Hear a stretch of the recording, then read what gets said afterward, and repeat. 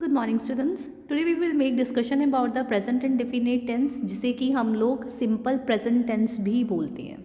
तो सबसे पहले जो सेंटेंसेस हैं जो प्रेजेंट इंडेफिनिट टेंसेस के रूल्स को लगाकर फॉर्म होते हैं, उनसे हमें क्या पता लगता है, हम पहले उसके बारे में आपको बताती हूँ। देखो, सिंपल इंडेफिनिट टेंस का यूज़ हम उन सेंटेंसेस में करते हैं जहाँ पर हम किसी हैबिट के बारे में, अपनी या किसी और की हैबिट के बारे में बता रहे हो, या हम वो उस काम के बारे में बता रहे हो जो कि रोज़ाना होता है, मतलब रोज़ डेली हो रहा है, ठीक है, या फिर कभी कभी हो रहा है, या फिर कभी भी नहीं होता, ठीक है। मतलब simple present tense indefinite, simple present tense और सिंपल जो हमारा प्रेजेंट इनडेफिनेट टेंस है, उसका यूज़ हम वहाँ पर करते हैं जहाँ पर हमने किसी को ये बताना हो कि कोई काम रेगुलर हो रहा है या कोई काम कभी भी नहीं हो रहा, कभी भी नहीं होता, या हम अपनी किसी हैबिट के या किसी और की हैबिट के बारे में, हैप्चुअल जो हमारी हैबिट है, हमारी जो हैबिट है उसके बारे में हम बताना चाहते हैं, राइट। तो वहाँ पर हम किस टेंस का यूज़ करते हैं? प्रेजेंट इंडेफिनिट टेंस का। जैसे फॉर एग्जांपल, मैं किसी को बताना चाहती हूँ कि मैं रोज़ पढ़ती हूँ, तो मैं क्या बोलूँगी? मैं प्राय पढ़ती हूँ, मैं रोज़ पढ़ती हूँ। मैं गाना गाती हूँ, मैं रोज़ सैर को जाती हूँ, या मैं कभी भी सैर को नहीं जाती, मैं कभी गाना नहीं गाती। या फिर राम बहुत मेहनत करता है, राइट। या फिर हम स्कूल के प्रोग्राम में हिस्सा लेते हैं। तो हिंदी में हम इस तरह से बोलेंगे, तो इंग्लिश में भी हम कुछ इस तरह से ही बोलेंगे। I always go for walk, I always stand first in the class. मतलब कुछ ऐसी चीज़ों के बारे में हम बता रहे हैं जो कि एक्चुअल में रोज़ होती हैं, या हम किसी अपनी हैबिट के बारे में बताते हैं, या जो होती हैं, यूजली कभी कभी होती हैं, पर होती हैं, मतलब होती हैं, वो हैपन होती हैं, ये कभी भी नहीं होती जो चीज़, राइट। तो वहाँ पर हम प्रेजेंट इंडेफिनिट टेंस का यूज़ करते हैं। तो अब हम इनकी आइडेंटिफिकेशन करेंगे कि हमें, सपोज कर लो, हमें सेंटेंस गिवन है, तो किस तरह से हमें पता लगेगा कि ये प्रेजेंट इंडेफिनिट का टेंस है या सिंपल, जिसे हम सिंपल प्रेजेंट टेंस भी बोलते हैं, कि ये जो सेंटेंसेस गिवन है वो सिंपल इंडेफिनिट टेंस है या नहीं है। तो देखो, हिंदी में क्या पहचान होती है? जिन वाक्यों के अंत में ता है, ती है, तू है, ते है, ती हूँ आदि जैसे वाक्य यूज़ हुए हों, तो उनको वो वाले जो वाक्य होते हैं हिंदी में, कौन से वाक्य होते हैं? वो प्रेजेंट इंडेफिनिट टेंस सेंटेंसेस होते हैं, वो प्रेजेंट इंडेफिनिट सेंटेंसेस होते हैं वो, ठीक है। और इंग्लिश में क्या आइडेंटिफिकेशन होती है? सपोज कर लो आपको कोई सेंटेंस दिया हुआ है, ही वॉक्स एवरी डे, आई रन्स फास्ट, राइट। तो इंग्लिश में आइडेंटिफिकेशन होती है कि subject plus verb plus object. कहने का मतलब ये है कि इंग्लिश में पहचान होती है कि सब्जेक्ट क्या होता है? जो बंदा काम कर रहा होता है या जिसके बारे में हम बात कर रहे होते हैं, या जो बंदा मेन जो एक्शन होता है वो कर रहा होता है सेंटेंस में, उसे हम सब्जेक्ट बोलते हैं। या जिसके बारे में हम बात कर रहे होते हैं उसको सब्जेक्ट बोलते हैं। वर्ब किसे बोलते हैं? एक्शन को। सब्जेक्ट जो काम कर रहा होता है उसे एक्शन या वर्ब बोलते हैं, राइट। तो इंग्लिश में आइडेंटिफिकेशन होती है सिंपल प्रेजेंट टेंस की, सब्जेक्ट के साथ कभी भी हेल्पिंग वर्ब नहीं लगता। हेल्पिंग वर्ब क्या होता है? Is, are, am, was, were, has, have, had, ये सब क्या होती हैं? हेल्पिंग वर्ब्स होती हैं। कोई भी हेल्पिंग वर्ब नहीं लगती। सब्जेक्ट के बाद इमीडिएटली क्या लगता है? वर्ब की फर्स्ट फॉर्म। अगर हमारा सब्जेक्ट सिंगुलर है, सिंगुलर का मतलब कि वाक्य में, सेंटेंस में सिर्फ एक बंदे की बात हो रही है, तो वर्ब की फर्स्ट फॉर्म के साथ एस या ई एस लगेगा। एस या ई एस लगाने का कोई रूल नहीं होता, वो आप लोगों को खुद से ही क्या करना पड़ेगा? लर्न करना पड़ेगा कि किन वर्ब्स के पीछे एस लगना है, किन के पीछे ई एस लगना है, राइट। तो उसके बाद हम क्या लगा देते हैं? Immediately object. ये ऑब्जेक्ट क्या होता है? जो सब्जेक्ट काम कर रहा है, जिस चीज़ पर उसका इफेक्ट पड़ता है, उसको ऑब्जेक्ट बोलते हैं। जैसे आई ईट एप्पल, ठीक है। आई कौन हूँ? मैं। ईट क्या है? खाना। एप्पल क्या है? सेब। मैं सेब खाती हूँ, मतलब इसका मतलब ये है कि मैं रोज़ ही खाती होंगी, इसलिए बोल रही हूँ, या कभी कभी खाती होंगी। मैंने अपनी एक हैबिट के बारे में बताया, राइट। तो इंग्लिश में और क्या पहचान होती है इसकी? प्लूरल में क्या होता है? देखो, प्लूरल में क्या होता है? जब सब्जेक्ट प्लूरल हो तब क्या होता है? प्लूरल सब्जेक्ट प्लस वर्ब की फर्स्ट फॉर्म प्लस ऑब्जेक्ट। मतलब रूल वही है, हेल्पिंग वर्ब नहीं लगेगा, बस वर्ब के साथ एस या ई एस नहीं लगेगा, जैसा कि हमने सिंगुलर में लगाया था। अगर हमारा सब्जेक्ट प्लूरल है, जैसे मैं एक से ज़्यादा बंदों की बात कर रही हूँ, तो मैं सिर्फ वर्ब की फर्स्ट फॉर्म लगा दूंगी, एस या ई एस कुछ नहीं लगाऊंगी, जस्ट क्या लगा दूंगी, ऑब्जेक्ट। जैसे वी एट एप्पल, हम एप्पल खाते हैं, राइट। यहाँ पर अगर मैं लगा देती ही ईट्स एप्पल, वो सेब खाता है, ही के साथ मैंने ईट के साथ एस लगाया ना, तो क्यों, क्योंकि ही क्या है, सिंगुलर है।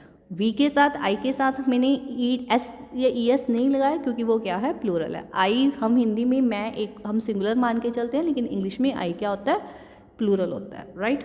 सो this is the identification of the present indefinite tense, जिसे कि हम सिंपल प्रेजेंट टेंस भी बोलते हैं। सिंपल प्रेजेंट टेंस को हिंदी में आइडेंटिफिकेशन क्या होती है कि जो वाक्य के एंड में ता है ती है जैसे वर्ड लगे हों, ता है ती की साउंड दे रहा हो, उसे हम सिंपल प्रेजेंट टेंसेस बोलते हैं।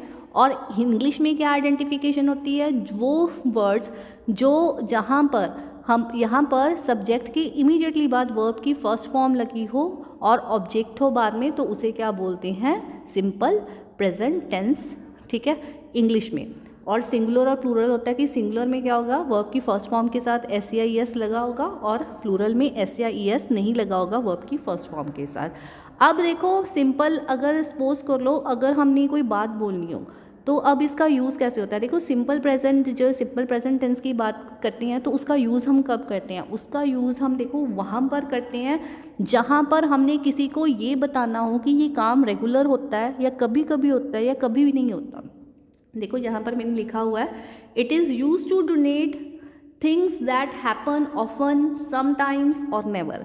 बेसिकली हम इनडेफिनेट टेंस का यूज़ वहाँ पर करते हैं जहाँ पर हम किसी को ये बताना चाह रहे हैं कि कोई जो काम है वो रोज़ाना हो रहा है या कभी कभी होता है या कभी भी नहीं होता, ठीक है। सपोज कर लो मैं किसी को बताना चाहती हूँ कि वो कभी कभी क्या करता है, कभी कभी मतलब वो नॉनवेज खाता है, ठीक है। तो व्हाट आई विल से भी जो भी मैं whatever I want to say, तो मैं उसके लिए वहाँ पर प्रेजेंट इंडेफिनिट टेंस का यूज़ करूँगी, ठीक है।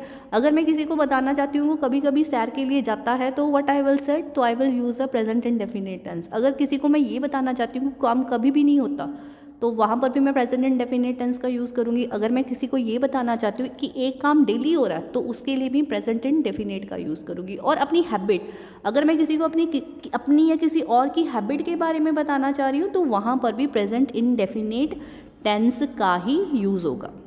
फॉर एग्जाम्पल, जैसे वह रोज़ाना सैर को जाता है, ही ऑलवेज गोज़ फॉर वॉक, वो कभी कभी सैर को जाता है, he goes for walk sometimes, ठीक है। वो सैर के लिए कभी भी नहीं जाता, he never goes for walk, right. वो मुझे पढ़ना अच्छा लगता है, आई लाइक स्टडी, ठीक है। मतलब हमने या किसी और की हैबिट के बारे में, अपनी या किसी और की हैबिट के बारे में बताना है या किसी काम के बारे में बताना है कि वो डेली हो रहा है, कभी कभी हो रहा है या कभी नहीं होता, तो वहाँ पर हम हमेशा कौन सा टेंस यूज़ करते हैं, प्रेजेंट इंडेफिनिट टेंस। तो प्रेजेंट इंडेफिनिट सेंटेंसेस को किस तरह से फॉर्म करना है वो मैं आपको बता चुकी हूँ इंग्लिश में।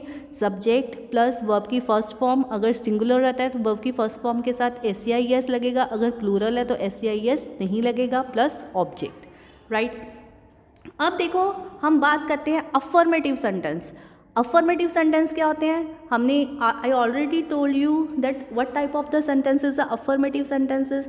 जिन सेंटेंसेस में हम जस्ट अपनी बात को क्या कर रहे होते हैं, स्टेटमेंट को बोल रहे होते हैं, उनको अफर्मेटिव सेंटेंस बोलते हैं।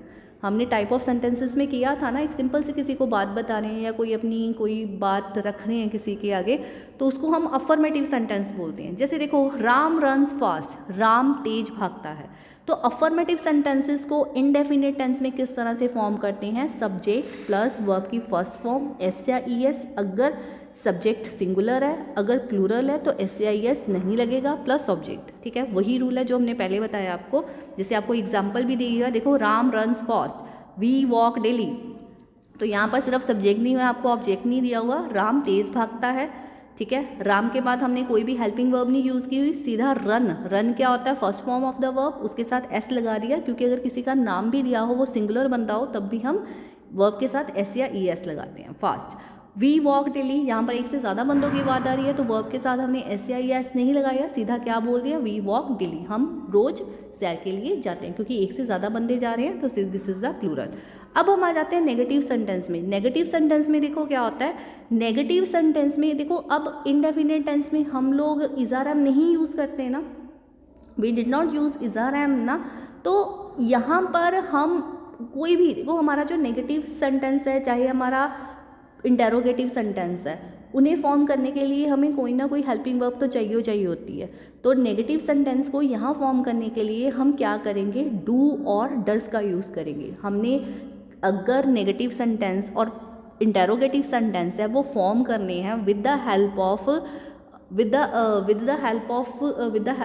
इंटेरोगेटिव सेंटेंस हमने फॉर्म करने हैं with the help of do and does, ठीक है। In case of present indefinite, क्यों, क्योंकि प्रेजेंट इंडेफिनिट में हेल्पिंग वर्ब नहीं लगती, सिर्फ हम इंटेरोगेटिव और नेगेटिव सेंटेंस में डज और डू का यूज़ करते हैं सेंटेंसेस को फॉर्म करने में। जैसे फॉर एग्जांपल देखो, नेगेटिव सेंटेंस है तो उसे फॉर्म करने का रूल क्या होता है, सब्जेक्ट प्लस डू और does plus not plus verb plus object. जैसे मैं स्कूल नहीं जाता, I do not go to school, ठीक है। ये आपको दिया राधा डज नॉट डांस, देखो राधा के बाद क्या लगेगा इमीडिएटली, डू या डज, डू वहाँ पर लगेगा अगर सिंगुलर है हमारा, डज वहाँ पर लगेगा डू वहाँ पर लगेगा जहाँ पर सब्जेक्ट क्या है, प्लूरल है, डज वहाँ पर लगेगा जहाँ पर सब्जेक्ट क्या है, सिंगुलर है, ठीक है। तो डज के बाद इमीडिएटली नॉट लगाना, तो उसके बाद हमने वर्ब लिखनी है फर्स्ट फॉर्म, राइट। उसके बाद देखो इंटेरोगेटिव सेंटेंसेस हैं जहाँ पे हम क्वेश्चन पूछते हैं। जब भी हम क्वेश्चन पूछने वाला सेंटेंस फॉर्म करते हैं हम हमेशा हेल्पिंग वर्ब को आगे रखते हैं ना, सब्जेक्ट को पीछे रखते हैं। तो यहाँ पर हमारे पास हेल्पिंग वर्ब तो है नहीं है, तो हम डू और डज से ही काम चलाएंगे। अगर हमारा सब्जेक्ट सिंगुलर है तो हम डज लगाएंगे, अगर प्लूरल है तो डू लगाएंगे, ठीक है। तो देखो यहाँ पर क्या फॉर्मिंग के रूल होते हैं, do plus subject plus verb plus object पीछे क्वेश्चन मार्क, राइट। तो डू आई नो यू, क्या मैं आपको जानता हूँ, डज ही वॉक, क्या वो सैर को जाता है, राइट। तो डज ही वॉक है, डज ही के आगे हमने डज लगाया, आई के हमने क्या लगाया, डू लगाया, क्योंकि आई को हम इंग्लिश में प्लूरल मानते हैं और ही को क्या है, this is the singular. So these are all the rules of present indefinite tense और सिंपल प्रेजेंट टेंस। अगर आपको कहीं पर कोई प्रॉब्लम लगे you can ask. Thank you students.